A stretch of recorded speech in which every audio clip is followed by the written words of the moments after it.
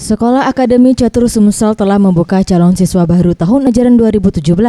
Dari hasil seleksi yang dilakukan, sebanyak 11 calon siswa dinyatakan lulus. Menurut Mursili Ciaman, Sekretaris Percasi Sumsel, calon siswa tersebut dinyatakan lulus karena telah melalui sejumlah tahapan tes, mulai dari tes psikologi, tertulis dan tes IQ yang dilakukan harus di atas 180. Dan 11 calon siswa ini berasal dari MUBA, Ogan Ilir, dan Prabu Muli. Kita lakukan tes IQ dengan memori untuk penerimaan siswa baru. Nah, dari hasil tes sudah 3 kali kita lakukan tes.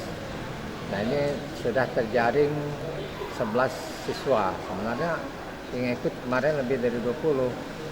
Nah, cuman karena memang IQ-nya yang 11 ini memang sudah masuk ukuran, jadi minimal 120 sudah masuk, kemudian memori minimal 80%. Nah, memori ini banyak, bahkan yang 100% kemarin. 11 calon siswa baru ini akan dibina sesuai dengan umur serta kategori kelas yang akan dimainkan. Dan dalam waktu dekat, Percasi Sumsel akan melakukan tes untuk para atlet catur, serta pembinaan jangka panjang untuk mengikuti PON Papua tahun 2020. Fredo Satria, Sriwijaya TV.